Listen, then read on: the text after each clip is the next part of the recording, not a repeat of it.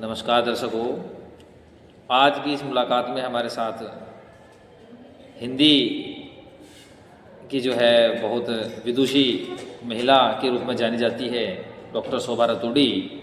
और नाम के आगे डॉक्टर से ही आप जो है समझ सकते हैं कि जो है शोध किए हुए हैं और पीएचडी की उपाधि भी जो है धारण किए हुए हैं। अटल आवासीय विद्यालय में सबसे वरिष्ठ हिंदी विभाग के अध्यक्ष श्रीमती डॉक्टर शोभा रतूड़ी हमारे साथ हैं और इनसे हम कुछ विषय पर चर्चा करेंगे जिसे जो है हम आप लोगों के जीवन में कुछ प्रेरणा के रूप में इस्तेमाल करें या किस तरह से हम भी जो है इन्हीं की तरह महान शिक्षित का दर्जा जो है प्राप्त कर सकते हैं। तो सबसे पहले तो आपका स्वागत। नमस्कार। तो महामंत्री जी हिंदी विभाग के। तो रतूड़ी जी, मैं आपसे ये जानना चाहूँगा कि कक्षागत जीवन में जो आपने हिंदी का अध्ययन किया और आज परिपक्वता के बाद हिंदी में कितने जो है परिवर्तन आप जो है किस तरह से देखती हैं?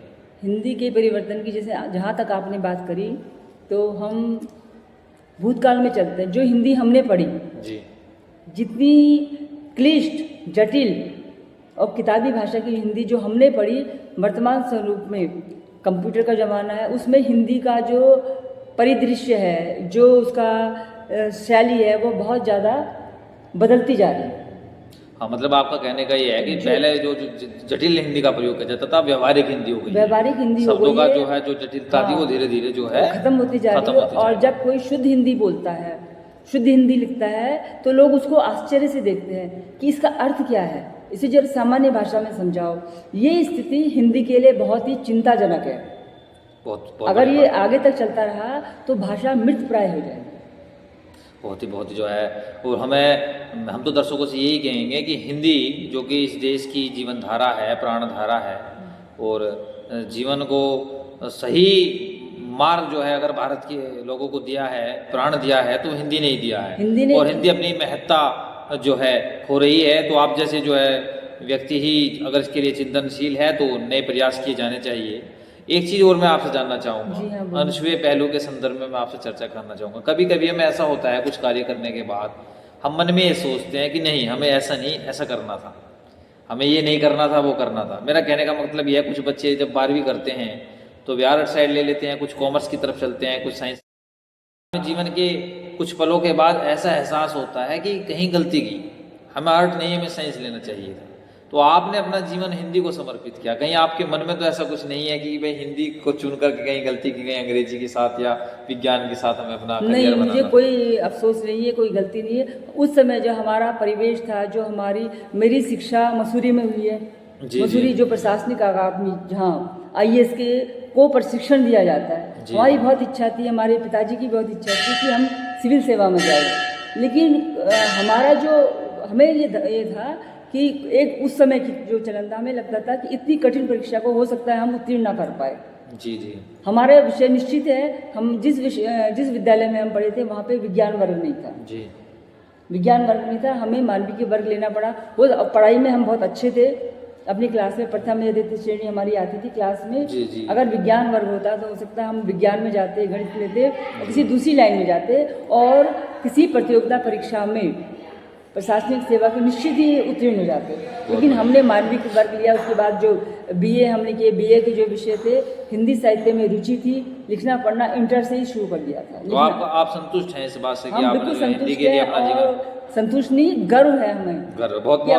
अपनी राजभाषा हम बोलते हैं, आपने बहुत अच्छा कहा। और हिंदी की उपादेयता बनाने के लिए इस तरह से होना बेहद जरूरी है। गर्व होना चाहिए। और जब तक हम भाषा को अपने व्यवहार में नहीं लाएंगे, जब तक बोलेंगे नहीं, दूसरा हम कैसे, हमें अपनी भाषा का प्रेम पहले खुद प्रकट करना है। बहुत बढ़िया, बोलने नहीं, बहुत अच्छी बात कही आपने। अच्छा, एक बहुत ही कॉमन सी बात, आप हिंदी का मुकाबला कौन सी भाषा से देखते हैं कि वर्तमान में आखिर हिंदी का मुकाबला, जो हिंदी से जो है टकराव की स्थिति है, अगर वो कौन सी भाषा है जो हिंदी को कहीं ना कहीं टक्कर देती दिखाई दे रही है? टक्कर देती नहीं, सारी भाषाएं अपने आप में सर्वश्रेष्ठ हैं। और हम इसे प्रतियोगिता के रूप में ना लें कि हिंदी, अगर प्रतियोगिता में जब हमारी बात आती है कि हिंदी श्रेष्ठ है या अंग्रेजी श्रेष्ठ है या दूसरी भाषा, सब भाषाएं अपने शीर्ष पे बैठी हैं। समय संतुलन है, समय समन्वय होना चाहिए, तभी भाषा आगे बढ़ेगी। ये बात आपने बहुत जो है सही की कि प्रतिद्वंदिता ना हो ना गए, हो, हाँ, तो सभी का अपना अपना महत्व हो, सभी को अपनी अपनी उपाधि देते जाए। क्षेत्र भौगोलिक स्थितियों के हिसाब से हर भाषा का अपना एक महत्व रहा हाँ, है। नई शिक्षा नीति हमारी यही कहती है कि ज्ञान मिलना चाहिए, ज्ञान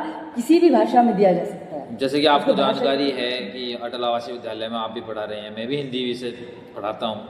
अभी मैं जैसे कक्षा में गया तो कुछ बच्चों ने मुझे जो अवगत कराया कि साइंस वाले सर कह रहे थे कि हिंदी का कोई ज़्यादा महत्व नहीं है, हिंदी विंदी पर ज़्यादा ध्यान मत दिया करो और साइंस बेहद ज़रूरी है। तो मेरा एक सहज जीवन था कि हिंदी ने ही हमको जो है बोलचाल की जो हमारी भाषा वो हिंदी है।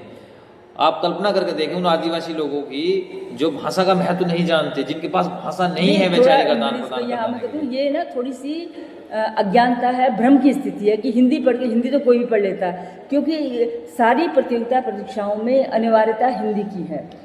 जब तक आप भाषा को गहराई से नहीं- हमारा तो वहाँ ये कहना था कि अगर हिंदी नहीं होती और हम लोगों के पास दूसरी अन्य भाषा नहीं आती तो आदिवासियों की तरह हुलुलु वाला सिस्टम जो है आज भी चल रहा होता। नहीं, कहीं ना कहीं हम विज्ञान के बहुत सारे पहलू ऐसे हैं जिनसे हम अछूते रह जाएंगे तो जीवन जी सकते हैं, लेकिन अगर हमारे पास भाषा- विचारों के संप्रेषण के लिए भाषा ही नहीं होगी तो हम कार्य नहीं कर पाएंगे फिर।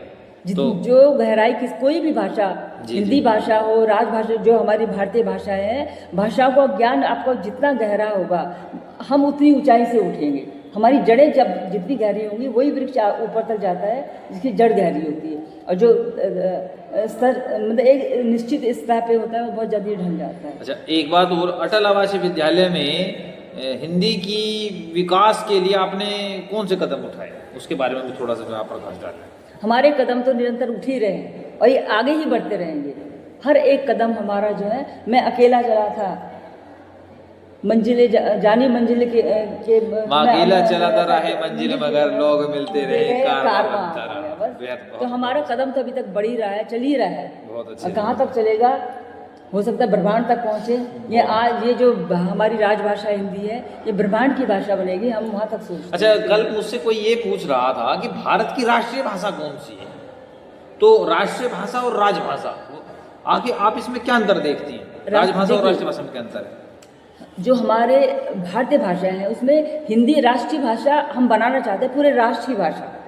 ये इसका व्यवहारिक रूप है, लेकिन जो अधिकृत रूप है, जो लिखित रूप है, वो राजभाषा हिंदी है। उसे हम राष्ट्रभाषा हिंदी नहीं बोल लिख सकते, लिखने में जब हम आएंगे। अच्छा, लिखने के लिए राजभाषा है। राजभाषा हिंदी बोला जाएगा। बहुत बढ़िया जी, बहुत अच्छी बात। राजभाषा हिंदी।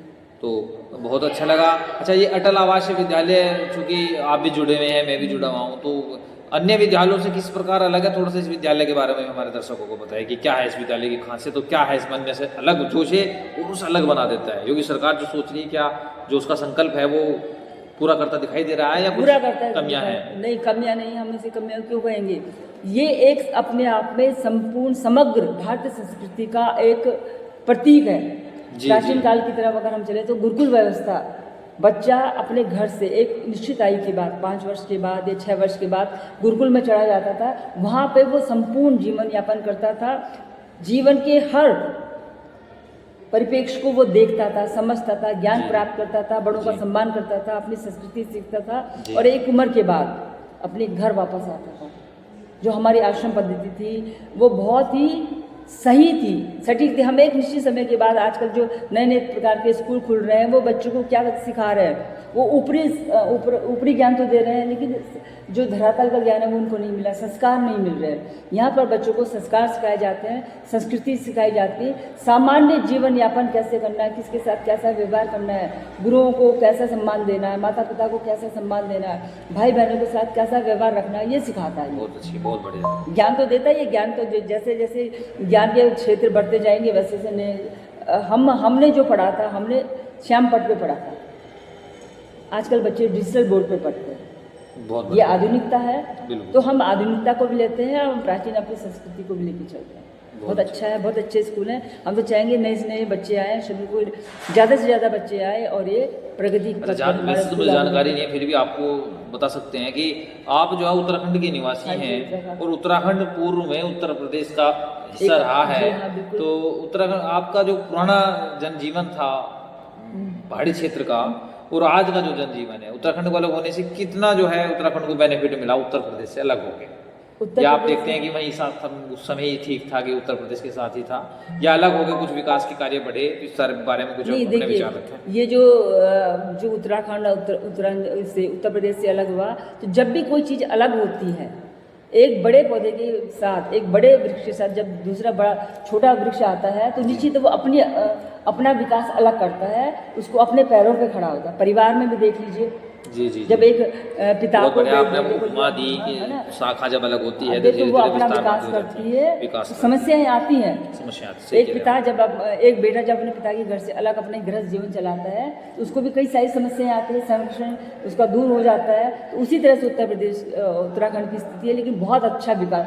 आज आप पूरी दुनिया उत्तराखंड में आना चाहती हैं। जी जी हाँ, पूरा एक अच्छा विश्व एक बहुत अच्छा अच्छा टूरिस्ट हब हाँ, है, हाँ। और लोगों के आने जाने के बहुत सारे मंदिर हैं, बहुत सारे ऐसे देवभूमि दर्शनीय है, देवभूमि है, तपोभूमि है तपोभूमि है, और तो- वनोभूमि है। और लोग तो वहाँ जन्म लेना ही अपने आप को सौभाग्य समझते हैं। हमें गर्व है कि हमें उत्तराखंड में देवभूमि हमारा जन्म हुआ, हमारी शिक्षा दीक्षा वहाँ हुई, हमारी जड़ें वहाँ पे हैं, हम गर्व का विषय है और सबको गर्व करना चाहिए। जी, जी। तो ये चीज़ें हैं।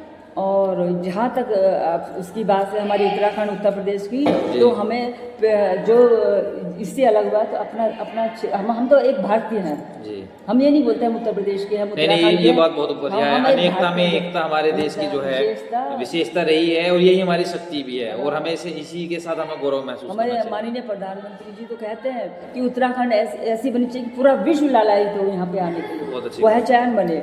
बहुत निश्चित एक पहचान बनी है उत्तराखंड की। जी जी, बस एक अंतिम बात और मैं आपसे जानना चाहूँगा कि आज के समाज को देखते हुए, चूंकि नारी रही हैं आप, और आपने जो है शिक्षा की है, एक समय ऐसा था हिंदुस्तान में नारियों को शिक्षा से वंचित रखा गया, और पुरुष प्रधान समाज ने कहीं ना कहीं दोयम दर्जे का व्यवहार नारी को किया।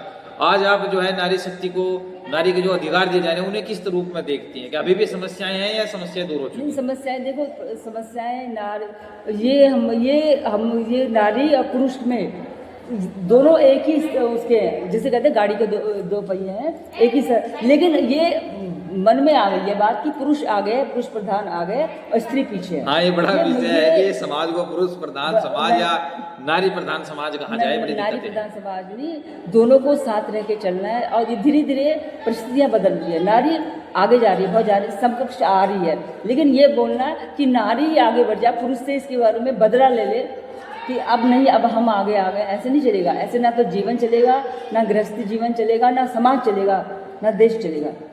दोनों को आपस में जो है एक तालमेल बना के, बहुत अच्छी बात। आप बार बार जो यूनिटी, एकता और समानता की बात करते हैं, नहीं होनी चाहिए कि कौन आगे, प्रतिद्वंदिता से बच के समानता का अगर व्यवहार किया जाए और संकल्प किया जाए, जब भी देश का विकास संभव। देश का नहीं, समाज का, पूरे विश्व का। बहुत अच्छी, बहुत बढ़िया। फिर एकता की बात आपने मुझे करेक्ट किया, यहाँ देश को नहीं पूरे विश्व की बात की, हम बात करते हैं समग्र रूप से।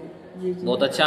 तो जो है बहुत बहुत धन्यवाद करते हैं श्रीमती डॉक्टर शोभा रतूड़ी जी का, जिन्होंने हमें समय दिया और अपने विचार जो है बहुत सारे विषयों पर जो है रखा। तो मैं अभिषेक धामा जो है पुनः किसी महान शख्सियत के साथ आप लोगों को जो है रूबरू कराएंगे, और उनके अनुभव से कुछ ऐसा लेना चाहेंगे जिसे हम अपने जीवन में उतारें तो हम उसका समग्र लाभ उठा सकें, और हम भी जो है उन्हीं की तरह महानता की तरफ जो है दो कदम बढ़ा सकें।